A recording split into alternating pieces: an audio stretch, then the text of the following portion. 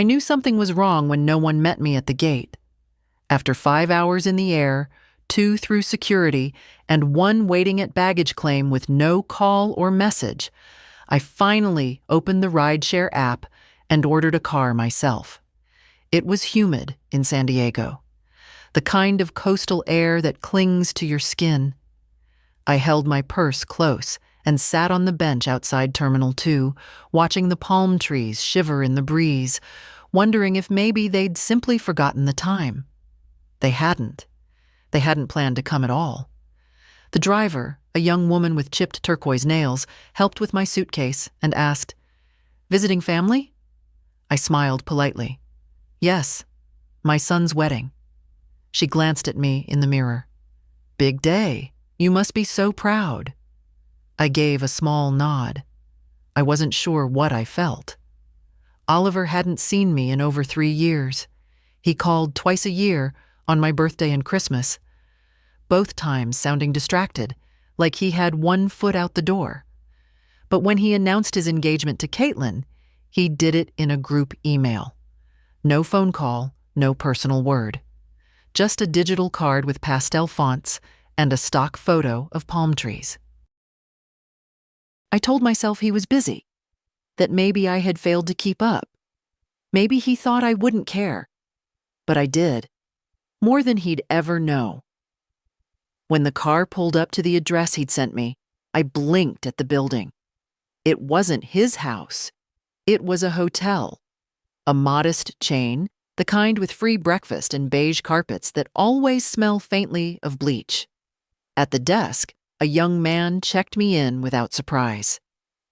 "Your son booked this for you, just 1 night. Checkout is noon tomorrow."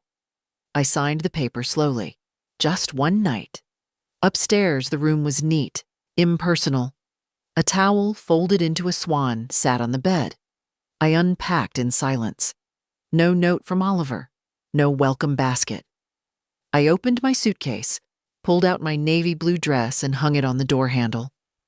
A simple thing with sleeves, the kind I could wear to both a wedding and a funeral. I'd worn it once before, to my sister's burial. But the dress didn't care what the occasion was. It just waited. I sat on the edge of the bed, staring at the muted TV. A commercial for cruise vacations played on loop. Outside, the sun lowered behind the skyline. I checked my phone. No message. Around 7, I finally sent him one myself. Me. Landed safely, at the hotel. Let me know if you need help tomorrow. No response. At 9:30, the silence in the room grew loud. I made myself some tea with the tiny machine in the corner, sipping it slowly while scrolling through old photos on my phone. Oliver at 10, holding a baseball. Oliver in his college robe. Oliver with Caitlin in a photo I'd never seen, her arms around him at some vineyard. She looked beautiful, effortless. The kind of woman who made you feel underdressed no matter what you wore. The next morning, I woke before dawn. The hotel curtains let in slivers of pale light. I showered, dressed, and pinned up my gray hair. I wore pearl earrings, a gift from my late husband, Julian, and a soft pink scarf that once belonged to his mother. I stared at myself in the mirror. I didn't look like a stranger. I looked like someone trying not to hope.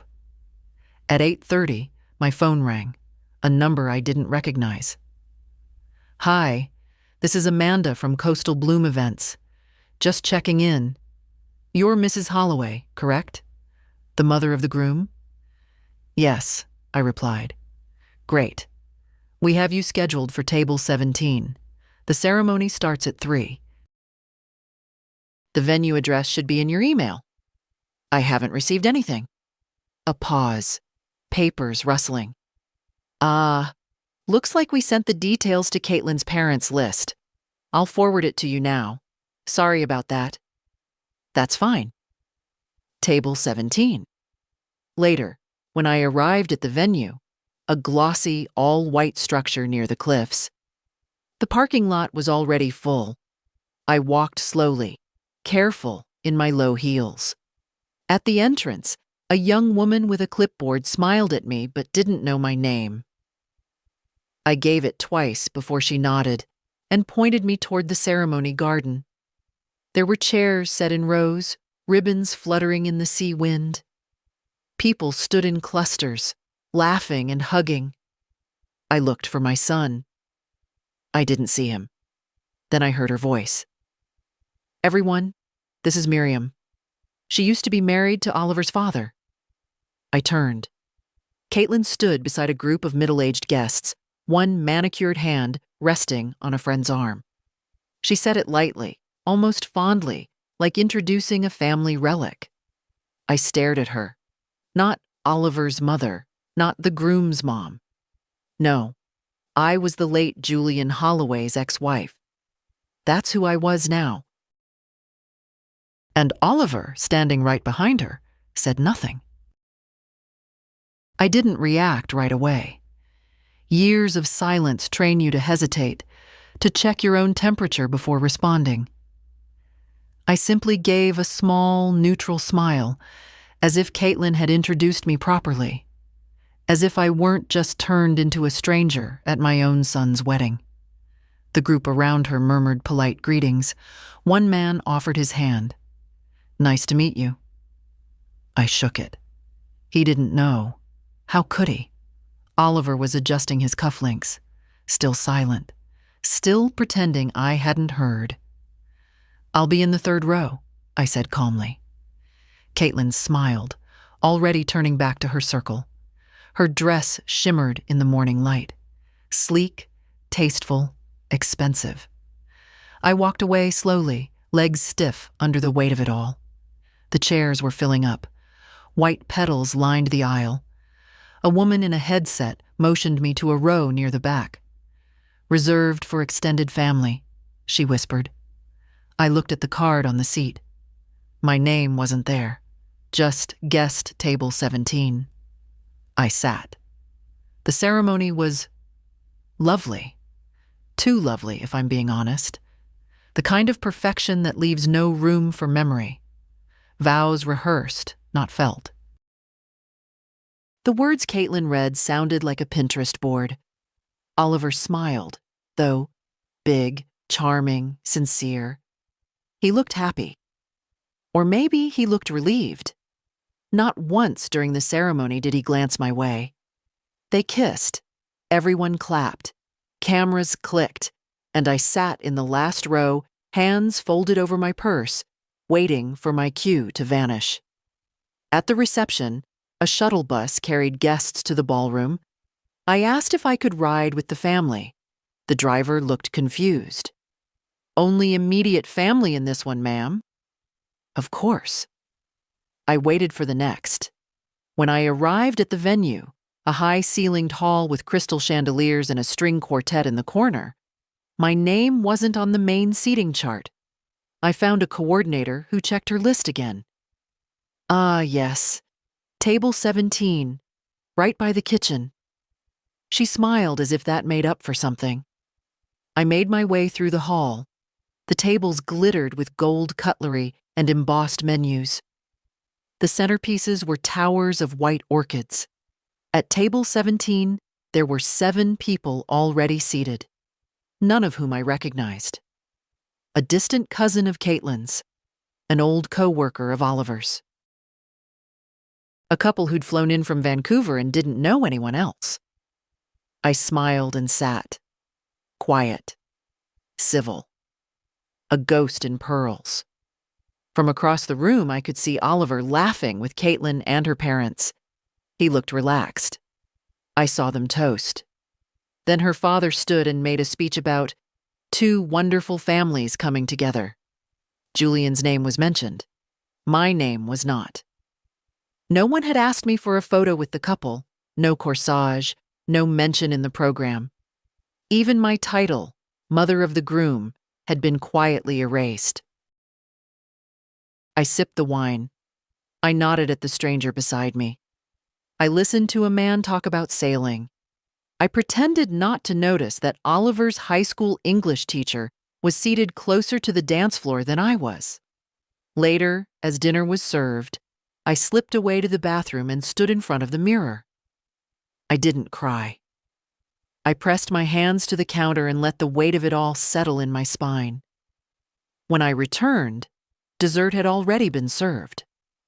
Someone had taken my seat, assuming I'd left. I didn't ask for it back. I stood near the wall instead, like an usher without a role. The music started. People began to dance. First the couple, then the families, then the special people, announced by name over the microphone. Father of the bride. Stepmother of the groom. I froze. Stepmother? Oliver's father had died 10 years ago. His second wife, Eleanor, had married him late in life. They were together less than 5 years before his stroke. She was never close to Oliver, barely attended birthdays. She was now slow dancing with him in the middle of the floor. I stepped back, found the exit. The air outside was warm, buzzing with summer, and still, no one noticed I was gone, until I heard a voice behind me. Mimi? I turned. June, my granddaughter from Oliver's first marriage. She was 19 now, tall, sharp-eyed, awkward in the shoulders like I used to be. Her brown curls frizzed in the humidity. I saw you leave, she said. Are you okay? I nodded. It's too loud inside. She studied me. They didn't put you at the family table. No. She bit her lip. Dad said, I know what your dad said. Silence. Then, he's not always kind. I looked at her then, really looked. Her heels were too high for her feet. Her mascara was smudged from humidity or maybe frustration. And yet, she stood with her spine straight, as if she had decided not to be small. I took her hand. Come, I said. Let's walk. We walked along the hedge-lined path behind the venue, where string lights hovered like low stars above the garden. The further we went, the quieter the music became, replaced by the soft rustle of leaves and the far-off murmur of the ocean. June didn't speak for a while. She just held my hand as we walked, like she used to when she was little and needed to feel someone solid beside her. Grandma, she said eventually, why didn't you say something? To who? I asked gently. To Dad, to Caitlin, to everyone, that you're his mother, that you helped pay for this wedding. I paused, because part of me still hoped I was imagining it, that the oversight was a mistake, not an intention, that Oliver, my own son, hadn't decided I was expendable. But now, standing in the garden under flickering bulbs, it was impossible to keep lying to myself. I didn't want to cause a scene, I said. I thought, maybe I misunderstood.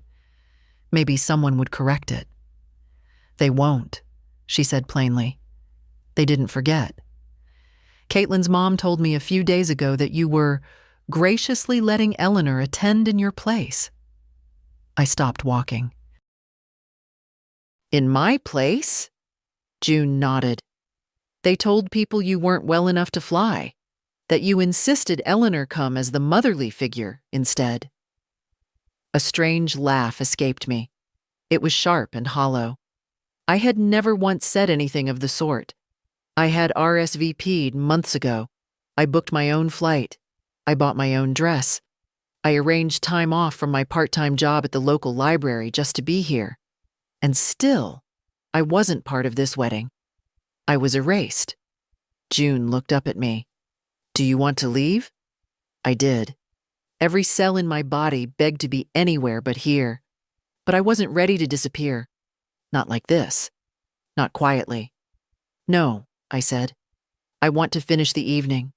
I want them to see me, to remember I was here. June squeezed my hand.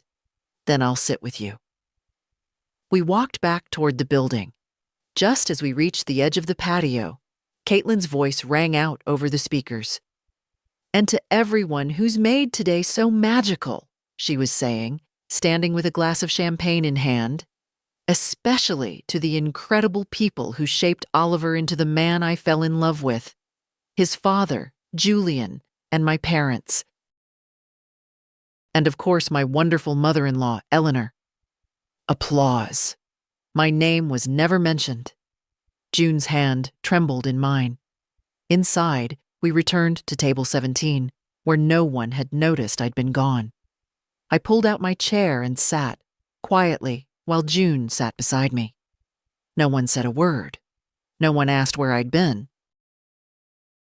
As the next course arrived, some elaborate reduction of something soft and bland, June leaned in. "Do you want me to say something?" "No, baby."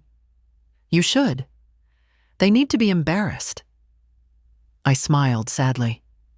"They're not embarrassed, sweetheart. That's the problem."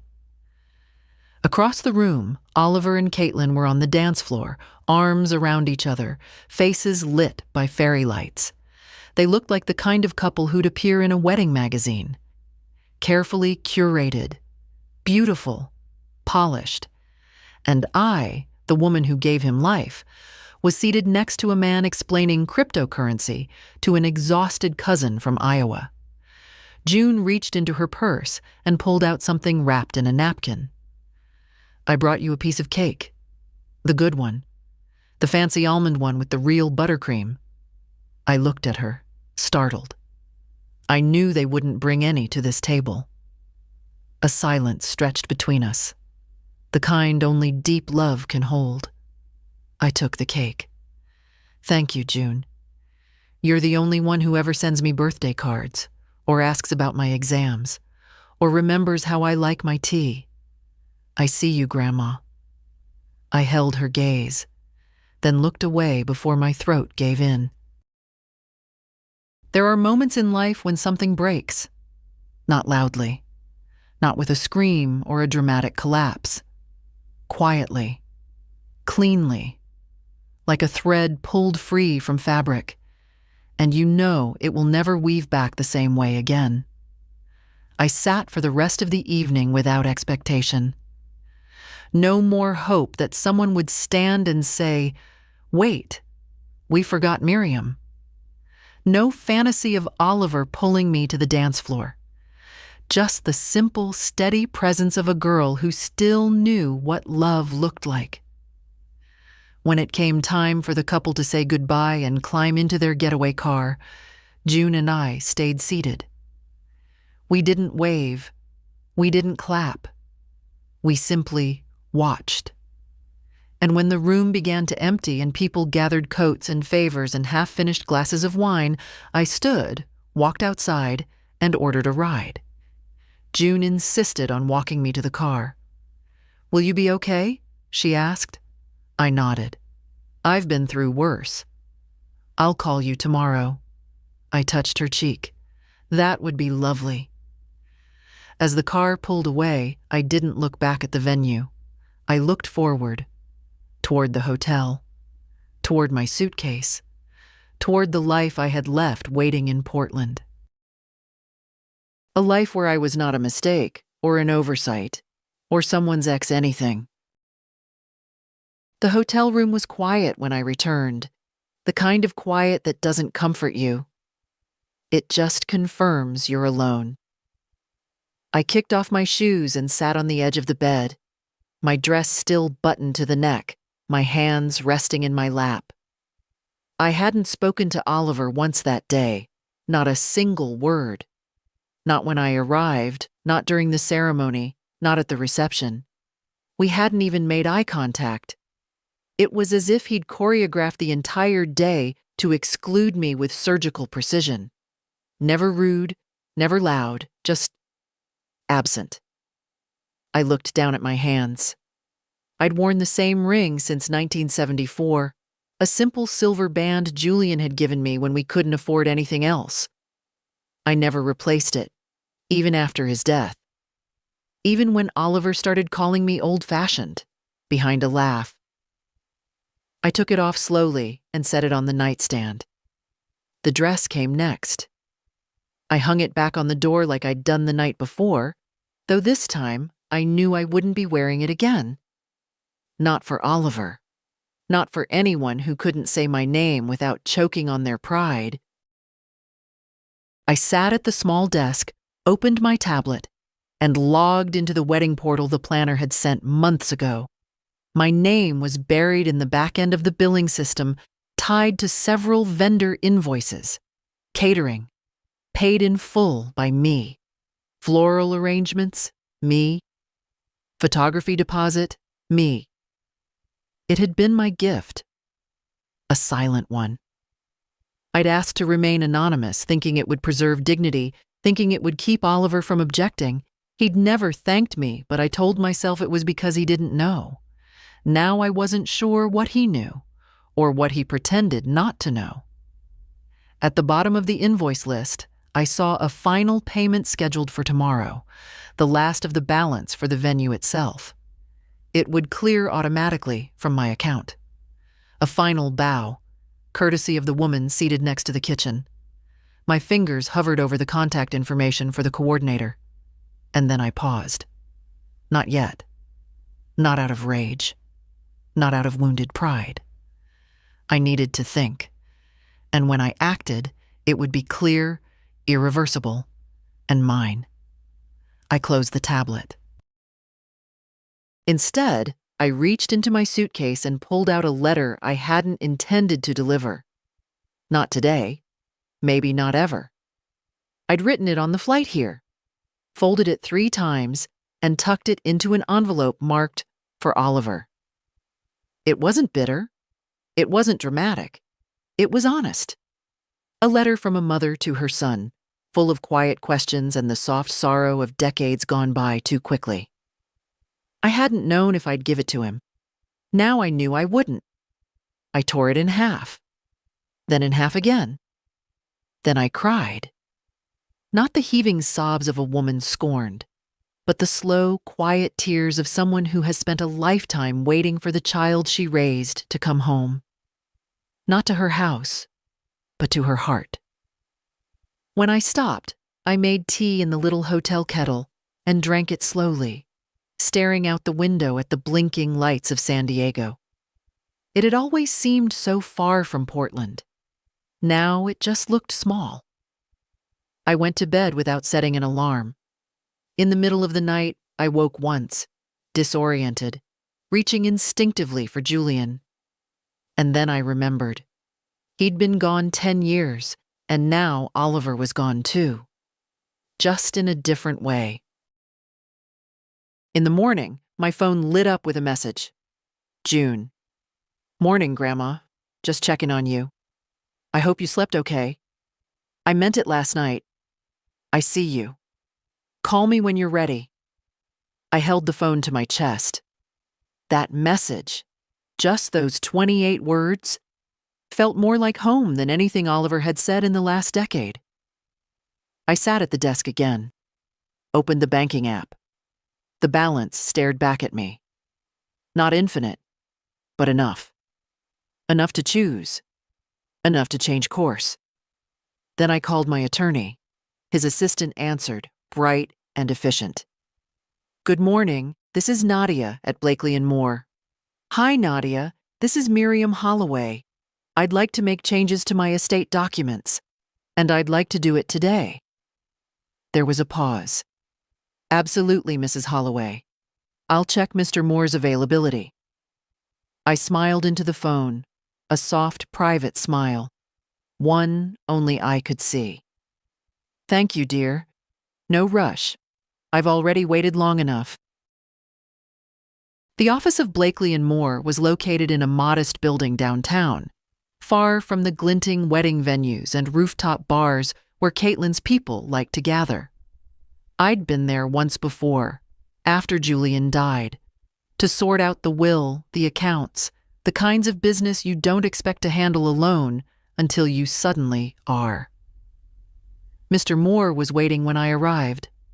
A tall man with a receding hairline and the steady hands of someone who didn't need to raise his voice to be heard. He greeted me with warmth, not pity, and that already felt like a small kindness. "I'm sorry it's under these circumstances," he said, motioning for me to sit. "I'm not," I replied. That seemed to surprise him, but he nodded and opened his notepad. "What would you like to change?" "Everything." I removed a thin folder from my bag and slid it across the table. "My current will leaves the majority of my estate to my son, Oliver Holloway. That's no longer appropriate." Mr. Moore studied me for a moment, then flipped open the folder. "I want the house in Portland placed into a living trust, in my name, with a beneficiary designation to my granddaughter, June. I want the wedding payments canceled where possible, and I'd like to remove Oliver as the executor of my estate." He didn't write immediately. "May I ask what prompted the change?" I looked out the window. The sky was bright with early summer light. Somewhere out there, Oliver and Caitlin were probably opening gifts, basking in the glow of their carefully planned life. One without me in it. "I was introduced yesterday," I said slowly, "as his late father's ex-wife. Not as his mother. Not as the person who paid for half their wedding. Not even as someone worth a mention." Mr. Moore nodded gravely. "I understand. And yet I don't want to be vindictive. This isn't about revenge." "Then what is it about?" "Dignity," I said simply. "And clarity. I've spent years pretending things were fine, smoothing over insult with hope. I don't want to do that anymore." He began to take notes. I watched the pen glide over the paper like a release. "Do you want to make a new will entirely or amend the current one?" "New," I said. "Clean start." "And the trust for June?" "I want her to have control when she turns 25. Until then, I'll manage it. She's the only person in this family who still sees me. Really sees me." He looked up. "That's rare." "She's rare." We spent the next hour going through the details: account numbers, property information, medical directives. It was methodical, quiet, steadying. When we were finished, he leaned back in his chair.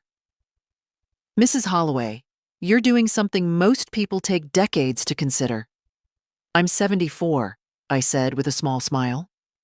"I don't have decades to spare." He chuckled. As I stood to leave, he asked gently, "Do you want him to know?" I paused at the door. "Eventually," I said, "but not yet. First, I want to know who I am without him." Back at the hotel, I changed into my travel clothes, loose linen pants and a soft blue cardigan that Julian used to say made me look like a cloud on a mission. I packed the dress carefully, folding it not out of sentiment, but respect. The earrings came off. The pearls went back in their velvet box. At noon, I checked out. The front desk clerk asked if I'd enjoyed my stay. I smiled politely. It was illuminating. Outside, the sun warmed my shoulders as I waited for the cab. My suitcase was small, worn, and still carried a faint scent of lavender sachets. A little battered, but still reliable, like me. I didn't tell anyone I was leaving. Not June. I'd call her from the airport. Not Oliver. He hadn't called at all. As the cab pulled away from the curb, I watched the streets roll by in reverse.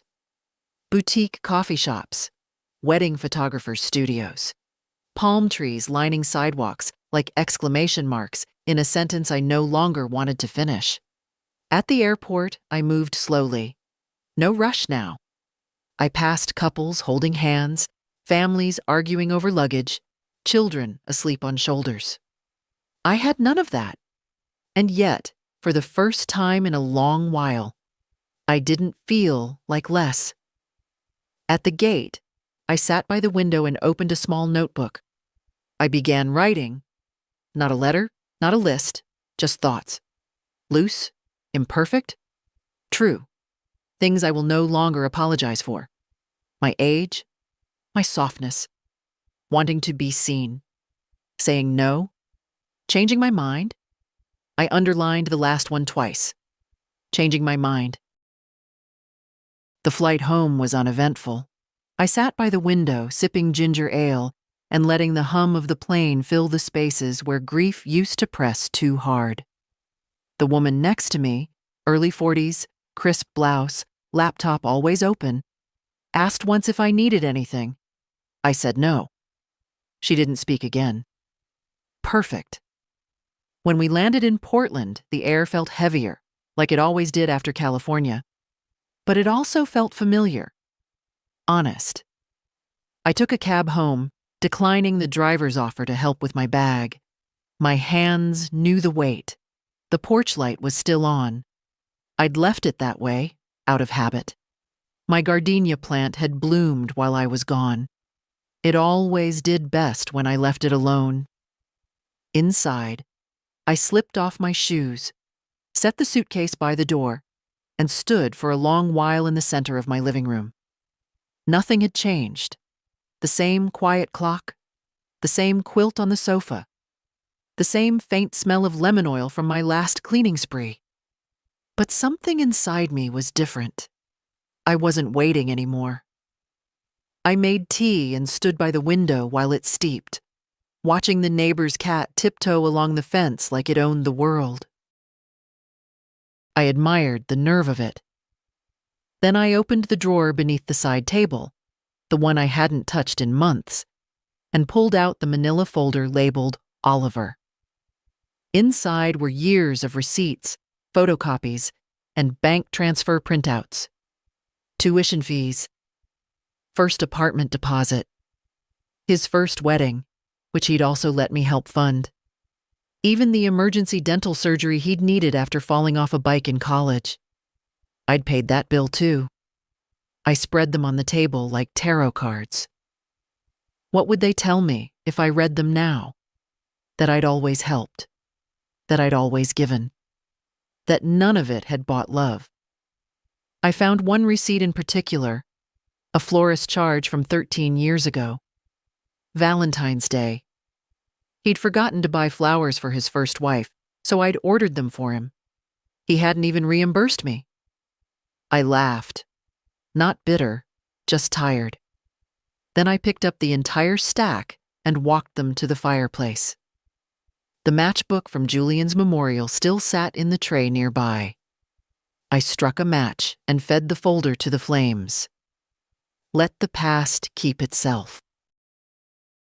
That night, I slept deeply, the kind of sleep that doesn't come from exhaustion, but from release.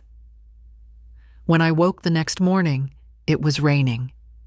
Light, misty Portland rain that patters like memory but doesn't flood. I spent the morning tending the back garden. Weeds had taken over the rosemary bush, and the tomatoes needed tying. I worked slowly, with care. I didn't think about the wedding. I didn't think about Oliver. I thought about the way June had pressed cake into my hand like a peace offering in a war neither of us started. I'd call her today. I wasn't in a hurry. By noon, I had the hose coiled, my gloves drying, and a chicken roasting in the oven. I had no guests. I just wanted something that tasted like comfort. And then the phone rang. It wasn't June. It was Oliver. The name on the screen sat like a dare. I didn't answer it. I let it ring until the voicemail picked up. Then the text came. Oliver. Hey, I didn't see you at brunch today. You left already? Brunch. I stared at the words like they were in another language. There had been a post-wedding brunch, of course, for close family and friends. Of course. I typed back 3 words, then erased them, typed 5 more, then deleted again. Finally, I set the phone down without responding. He called again 2 hours later. I ignored it again. This time, he left a message. Mom, I just, I wanted to check in. Caitlin said you seemed quiet yesterday. Look, if something's wrong, can we talk? I know the wedding was a lot. Let's not leave things weird, okay? Weird. That's what he called it. Not cruel, not humiliating, just weird. I didn't call back. Instead, I called June. Hey, Grandma, she answered on the second ring, voice bright and tired at once. Hi, darling, I said. How's the headache?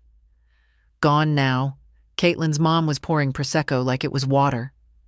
Sounds about right. There was a pause. You okay? She asked. I am now. I've been thinking about you all morning. I've been thinking about you too. She hesitated. Dad asked if you were mad at him. I'm not mad, I said. I'm done pretending. She didn't ask what I meant. You want me to come over? Soon, I said. But today, I'm roasting a chicken for myself, for once. June laughed. Good. You deserve it. When we hung up, I set the phone face down and walked to the oven. The smell was rich, savory, grounding. I took the pan out, set it on the counter, and stood there for a while, letting the steam rise. I didn't need a table of 17 strangers. I didn't need a title spoken through clenched smiles. I needed this. A quiet home, a warm kitchen, and the knowledge that I could still choose myself. The next few days passed in a kind of calm I hadn't felt in years. I didn't check my voicemail. I didn't refresh my messages.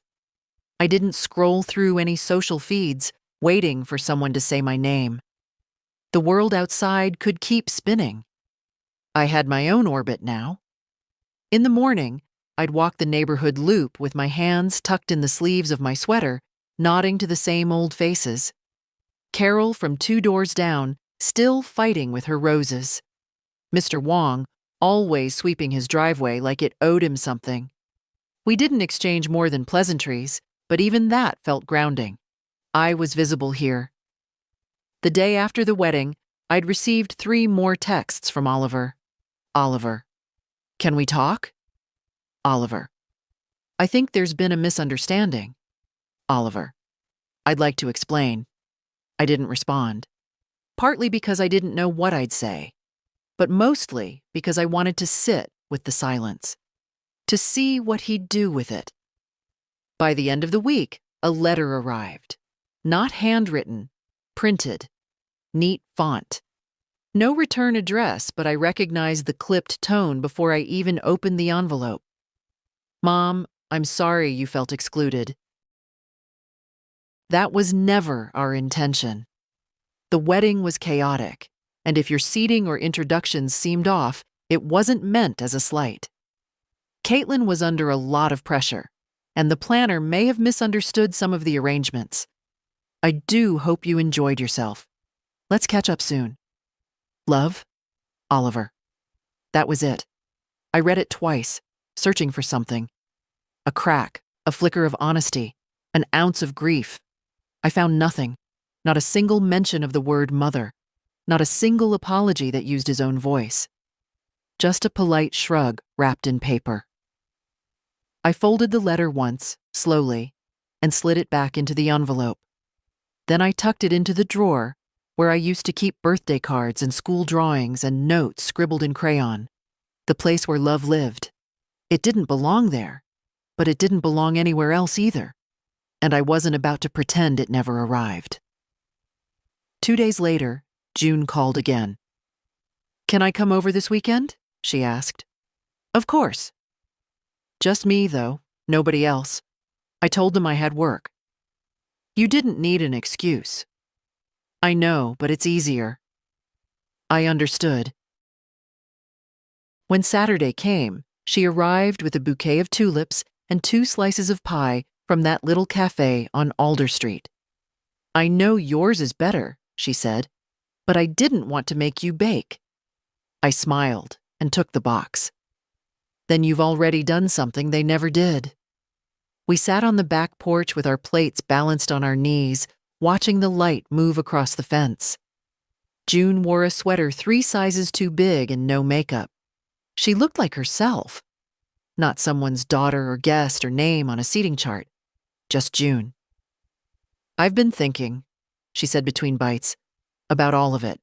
The wedding, Dad, everything. So have I. I used to think family just was. You're born into it, and that's that. And now, I think it's what you choose to protect, and what protects you back." I nodded. Sometimes the people you gave everything to forget you were ever there, and the ones you barely expected anything from turn around and bring you pie. She looked at me, eyes full. "You gave up so much for them." "I know. They don't deserve it." "Maybe not."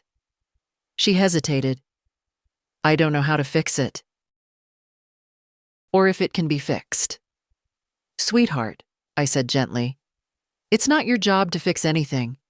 It's just your job to keep your heart open, but only for those who won't use it as a doormat." She laughed, even as her eyes misted over.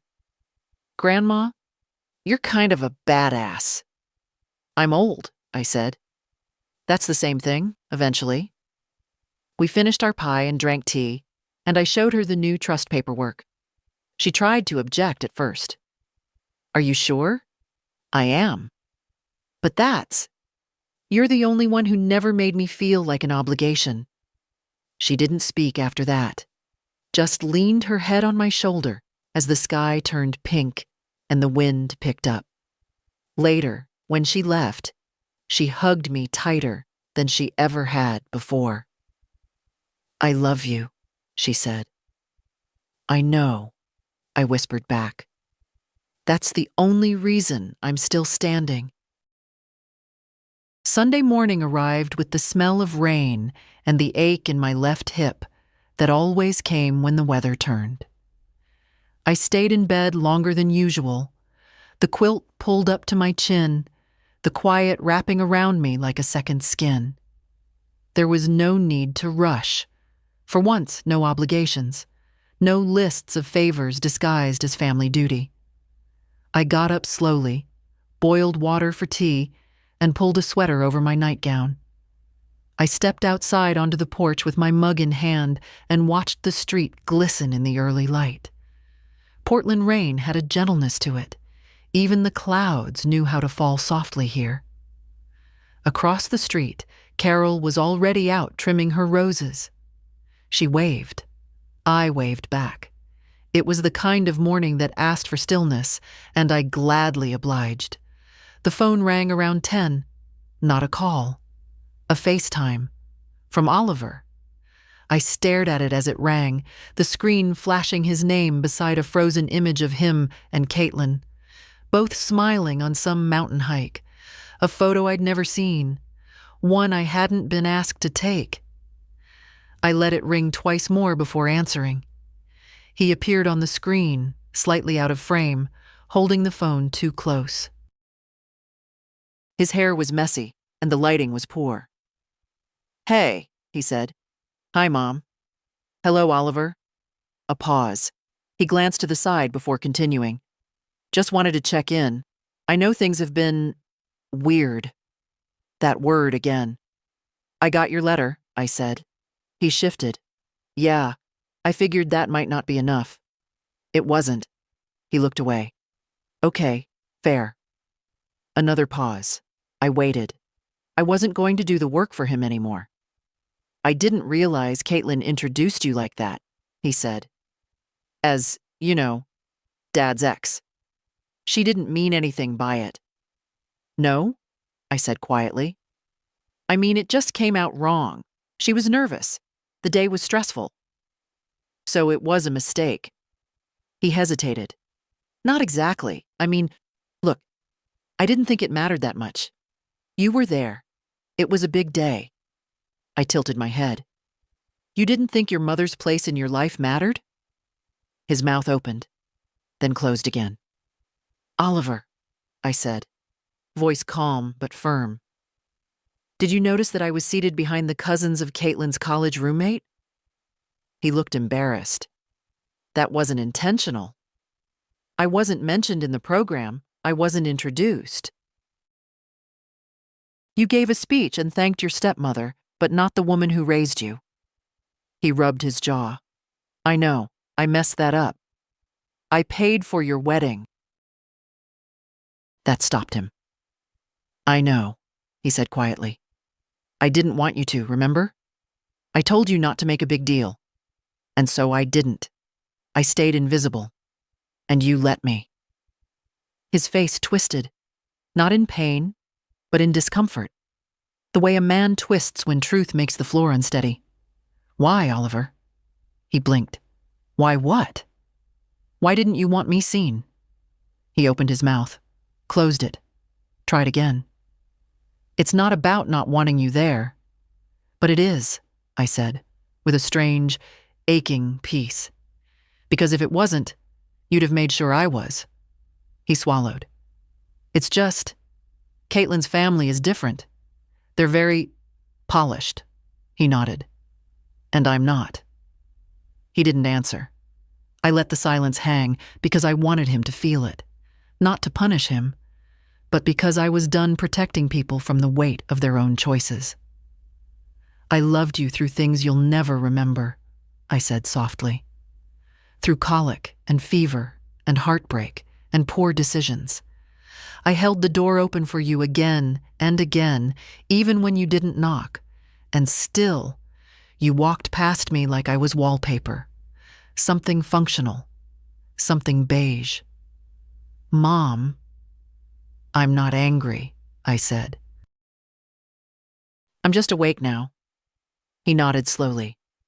I'm sorry, he said finally. I know. I don't know how to fix it. I do, I said.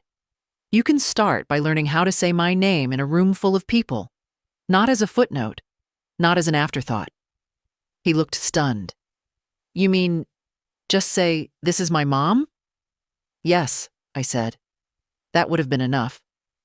He nodded slowly, like he was trying to memorize it. The screen shifted. Caitlin had entered the frame, holding a coffee mug. Is that your mom? She asked, too brightly. Oliver looked at me. Do you want to talk to her?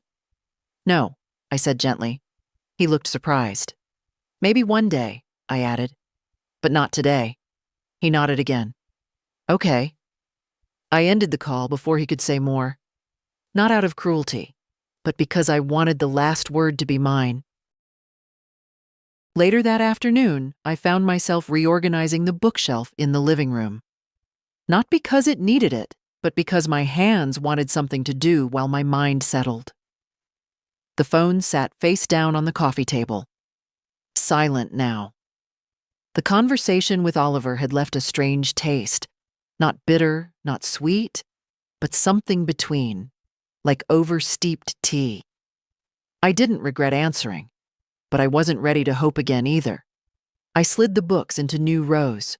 Memoirs on one shelf, cookbooks on another, gardening manuals below. My fingers lingered on one spine. The Joy of Cooking, 1972 edition, full of penciled notes in the margins. Julian's handwriting. He always thought nutmeg made everything better. In the back of the book was a folded grocery list in my own hand, yellowed with age. Carrots, parsley, Tylenol, cake mix, eggs, and one word in capital letters. Oliver's birthday. I hadn't meant to keep it, but there it was. I slid the list back into the book and placed it carefully on the shelf. Some things weren't about letting go. Some things were just about putting them where they belonged. The doorbell rang just before 5. I wasn't expecting anyone. I dried my hands and opened the door. Caitlin. She stood there in a trench coat and jeans, a tote bag on her shoulder, hair down, makeup minimal, which only made her look more composed. She held a bakery box in one hand. I hope this isn't a bad time, she said. I stepped aside, not speaking, and she walked in like she'd been rehearsing it in the car. I didn't come to argue, she said quickly, or to explain. I wanted to say something face to face. I said nothing. Let her carry the weight. She set the bakery box down on the coffee table. Lemon tart, from Bees. June said it's your favorite. I didn't move. She looked around the living room as if it might bite her. You have a beautiful home. What is it you wanted to say? I asked finally. Caitlin took a breath. I didn't realize what I'd done until after, at the wedding. I raised my eyebrows. No, she corrected herself. That's not true. I realized while I was doing it. I just didn't stop. I waited. You intimidated me, she said, voice quiet. Not because you were harsh, but because I didn't know how to read you. Oliver told me bits and pieces, always with that edge he gets when he doesn't want to be vulnerable. And I filled in the rest myself. She looked down. And then you showed up, and you were elegant and composed and calm, and I felt like a child next to you. So I tried to shrink you, in front of everyone. Her voice trembled. I'm sorry. It wasn't dramatic. It wasn't performative. It was just there, a sentence that cost something. I nodded. Thank you. She glanced up, surprised by the ease of it. You know, I said softly, I don't need to be adored. I've lived too long for that. But I do expect to be seen, especially by the people marrying into this family. Caitlin nodded. I didn't see you. I saw what I was afraid of. And what was that? That Oliver might still need you more than he needed me. That landed somewhere deep. I sat down slowly. He doesn't. Her eyes flicked to mine. I don't say that to comfort you, I said. I say it because it's the truth. He hasn't needed me in a long time. And that's fine. That's part of raising a child. You teach them how to walk away. But it doesn't mean you stop being the one who gave them legs. She exhaled. I'm not angry anymore, I added. But I am changed. I can see that. Good. She looked at the tart. Can I leave this? You can. She stood, hesitating. Would you ever want to try again? With me, I mean. Not to be friends. Just to not be strangers. I considered her. I think, I said, I'd like to wait and see how you treat June first. That'll tell me what I need to know.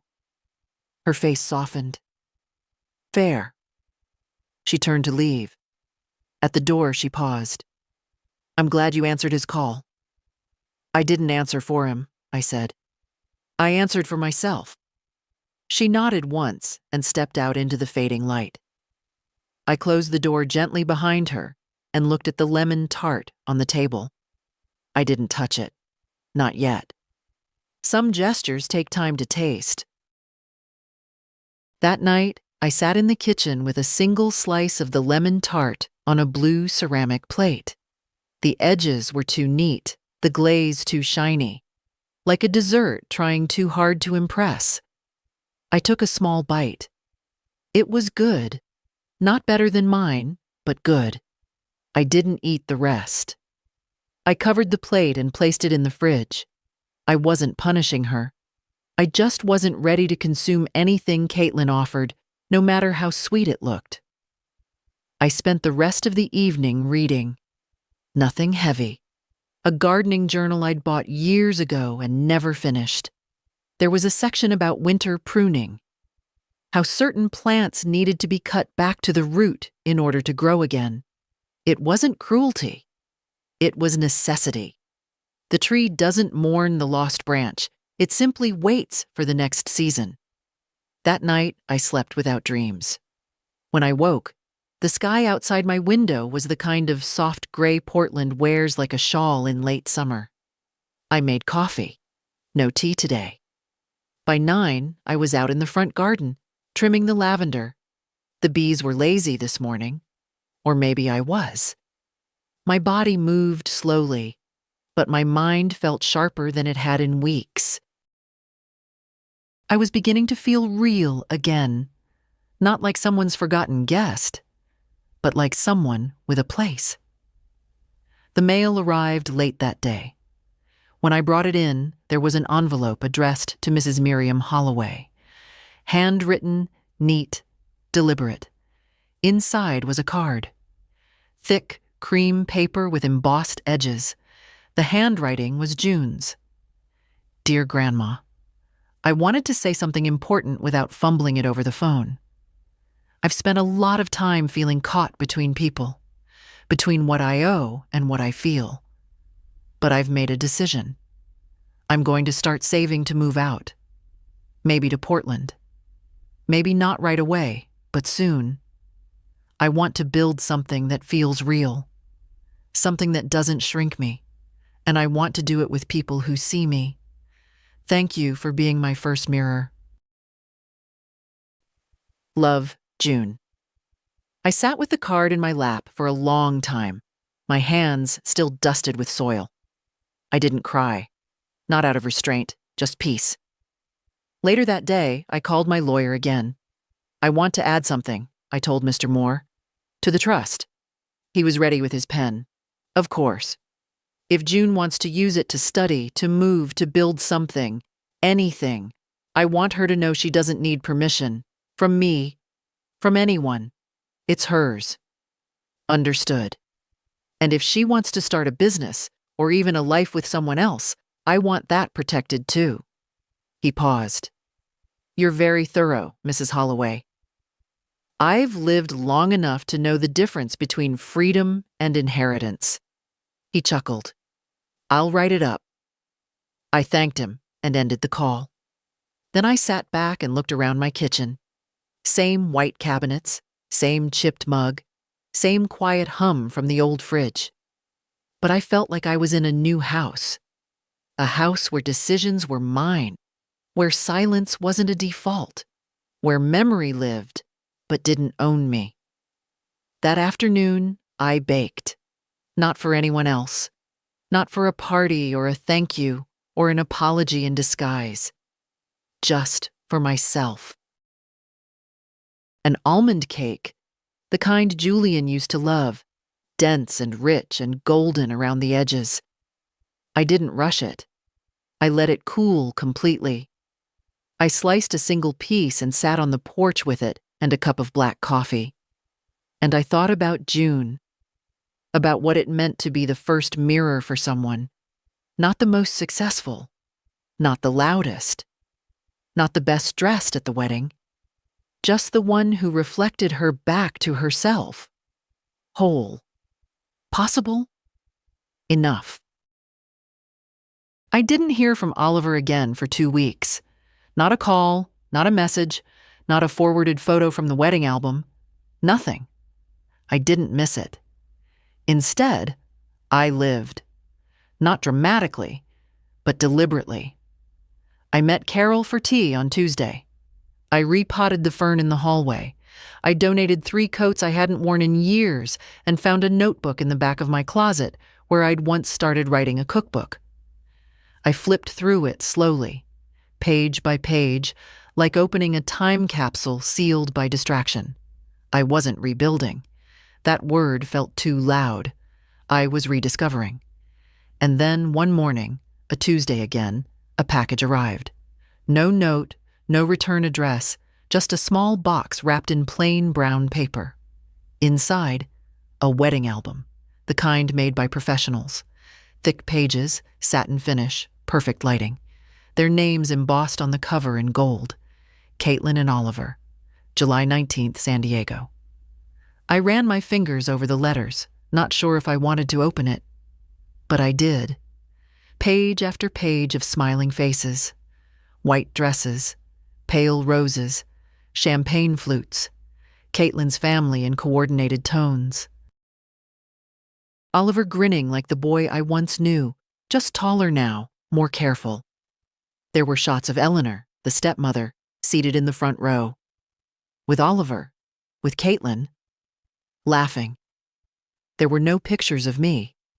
Not one. Not at the ceremony. Not at the reception.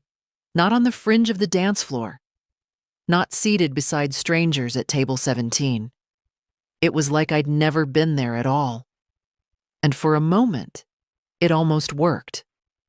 The erasure. I flipped back and forth through the pages, wondering if I'd imagined my own presence. Then I turned to the final page.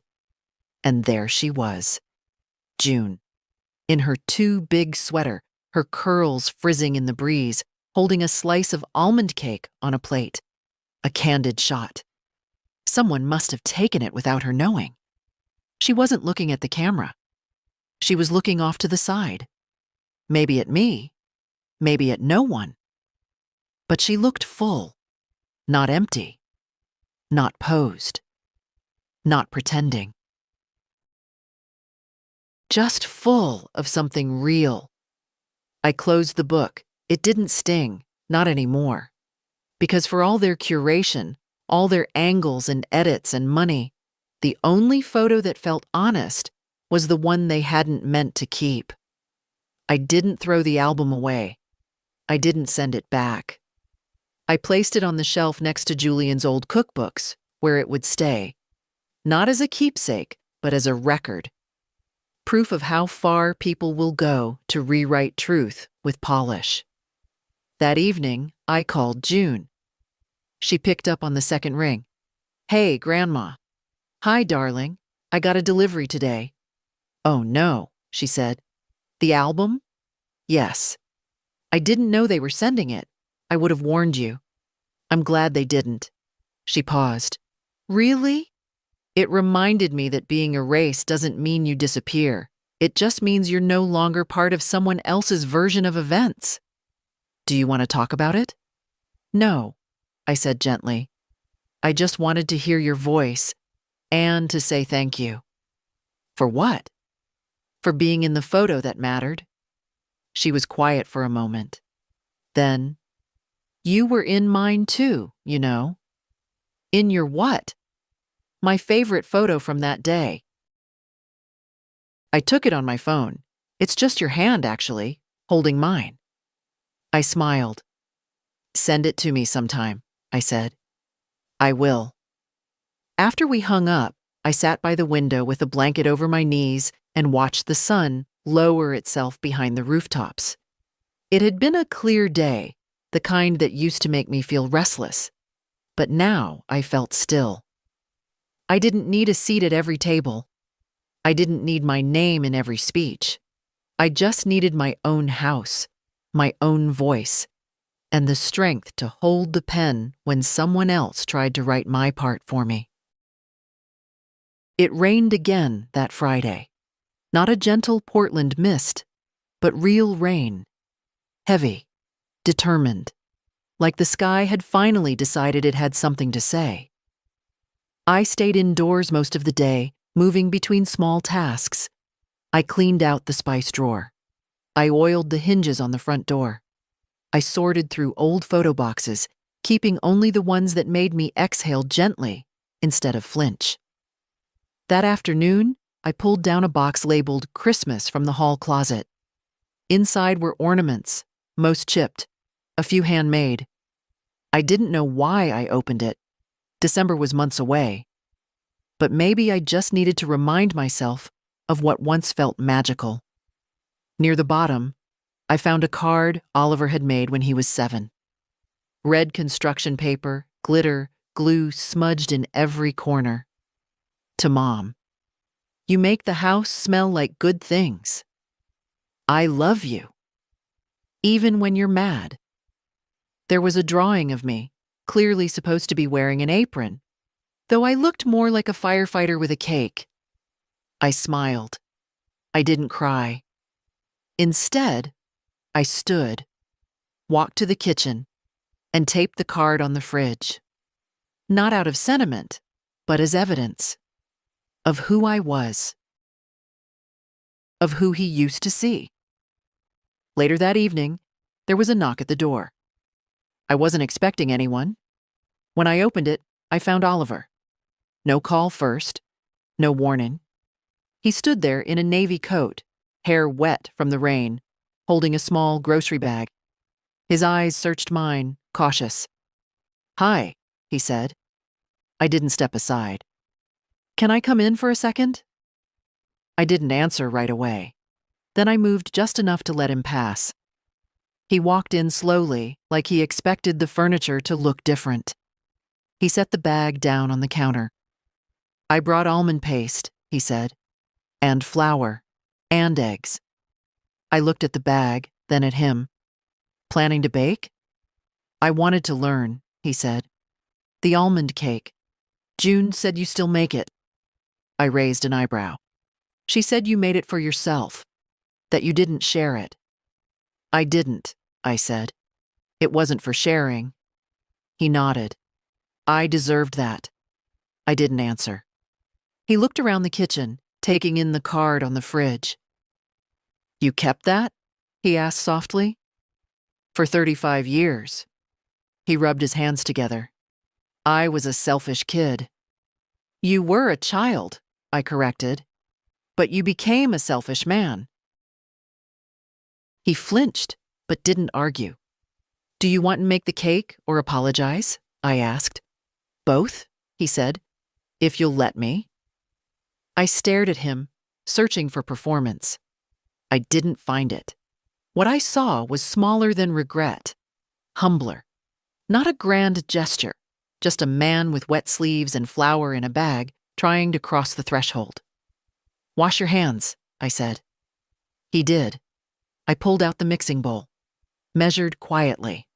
He stood beside me, eyes following every motion. When I cracked the eggs, he winced. "I never got good at that." "You never tried. I thought you liked doing everything." "I liked it when someone noticed." He nodded. We worked mostly in silence.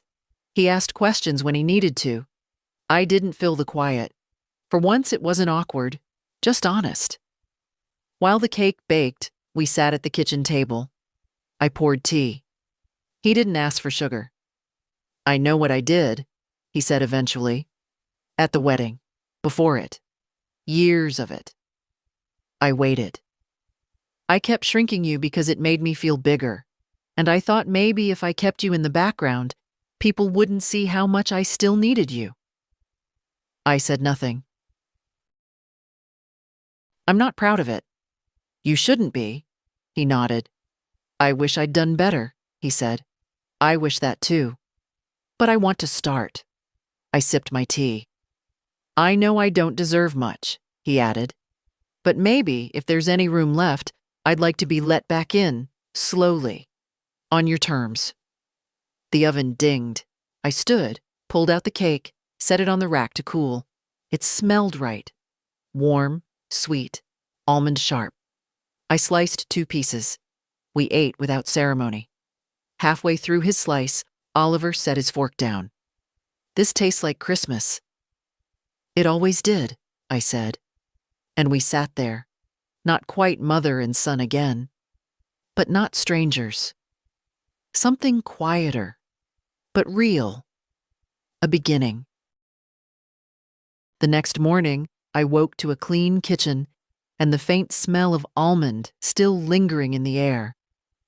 Oliver had stayed late, but not too late. He left without asking for anything.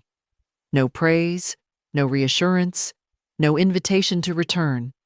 Just a quiet thank you and a promise. "I'll call before I come next time." It wasn't much, but it was something. I poured tea and stood by the window, watching the light creep across the fence. The day looked like it might stretch wide and quiet. My favorite kind. Then the phone rang. June. "Morning," she said. "I heard he came. News travels fast. I made him call me after. I wanted to make sure he didn't say anything stupid." "He didn't," I said, which in itself is historic. She laughed. "He sounded different. He looked smaller. That's often what honesty does." "Did it feel real?" "I'm not sure," I admitted. "But he brought almond paste. That has to count for something." We talked a little longer. about her new job, her landlord's slow leak repair, the pair of boots she was saving for. She sounded lighter, too, like the weight of choosing sides had finally lifted. After we hung up, I dressed for the day, real clothes, not just the kind you wear to pull weeds. Slacks, a sweater, a pair of earrings I hadn't touched in years. No reason, really. I just wanted to look like someone with plans. I drove to the hardware store to replace a drawer handle that had been loose since 2016. I bought a new plant for the hallway. I walked slowly through the aisles of kitchenware, letting my fingers trail across the polished steel and ceramic like it mattered. Because it did. Because I mattered. Back home, I passed by the bookshelf and paused. The wedding album was still there, untouched since the day it arrived. I pulled it out, flipped once more to the back page, to the image of June. Caught in her own light, holding her cake like a woman holding something more important than dessert. I slipped the photo from the page and tucked it into a new frame, placed it on the mantel. The others, the ones of polished strangers and curated smiles, I left in the album, quietly closed. That night, I roasted chicken again, just for myself. I sat at the kitchen table with a cloth napkin, a glass of wine, and no apology. Halfway through dinner, a message arrived. Oliver. Would you be okay if Caitlin came with me next time? Only if you're ready. I didn't answer right away. I finished eating. I cleared the table. I folded the napkin, rinsed the plate, and dried the fork. Then I texted back. Me. She may come if she understands she's not coming to defend herself. His reply came fast. Oliver. Understood. I'll make sure she does. And just like that, the ground beneath us shifted again. Not cracked, not fixed, but different. That night, before bed, I lit a single candle on the windowsill. Julian used to do that during power outages. I always thought it was for light, but now I wondered if it had been for something else. A signal, maybe. A reminder that even when things go dark, someone is still here, holding a flame. I let it burn until I fell asleep. They came on a Sunday, not early, late enough that I'd already had time to read the paper, sweep the porch, and drink 2 cups of tea. I wore my green sweater, the one with the frayed sleeves that still made me feel like someone who'd earned the right to be comfortable in her own house. When the doorbell rang, I didn't rush. Oliver stood on the porch again, but this time he stepped aside immediately, letting Caitlin come into view. She held a small bouquet, not store-bought, wildflowers, tied with twine. Good morning, she said, voice quieter than I remembered. Come in, I said. Shoes off. They did as told. I led them into the living room. It felt smaller now, with all 3 of us in it. I motioned to the couch. They sat, hands close but not touching. I took my chair. There was a silence. Not hostile, just cautious, like animals sniffing the air after a storm. I wanted to say something, Caitlin began, looking at her lap, and I didn't come to explain away what happened. I waited. I came to acknowledge it. Fully. She looked up. I erased you. I didn't flinch. And I don't have an excuse, she said. I just wanted control of the story, of the image, of everything. And in doing that, I became someone I swore I'd never be. Someone who treats love like a prop? I asked. She nodded. Exactly. Oliver glanced at her, surprised she'd said it so plainly. But she didn't stop. I thought if I kept you in the background, you wouldn't threaten anything. My role, my presence. I thought making you smaller would make the rest of us look bigger. And now? I asked. I see that I only made myself look small. I leaned back slightly, let the weight of her words sit. You brought flowers, I said. She nodded. From my mother's garden. She doesn't know I took them. I allowed myself a smile. Good. That's a start. We sat with that for a moment. I made lemon tart again, she said. Twice, actually. Still too sweet. Try adding salt to the crust, I said. Balance is everything. She looked grateful for the note. Not because it meant approval, but because it meant we were speaking the same language. I won't force us to be close, she added, but I want to earn the chance to be known as myself, not as the woman who stood between a mother and her son. I looked at Oliver. He hadn't spoken yet. Do you feel the same? I asked. He swallowed. Yes. No conditions? No, he said. Just time and truth. Truth, I repeated. That's more expensive than most people realize. I know, he said. I'm ready to pay. We didn't hug. There was no music playing, just the sound of the clock ticking over the mantel and the faint smell of the lavender candle I'd lit before they arrived. I rose from my chair. Tea? They both nodded. I walked to the kitchen, boiled the water, poured 3 cups, 1 black, 1 with honey, 1 with lemon. I still remembered their preferences, not because they'd earned that memory, but because I had. I placed the tray on the table between us. We sipped in silence for a while. Eventually, Caitlin reached into her bag and pulled out a small frame. I printed something for you, she said.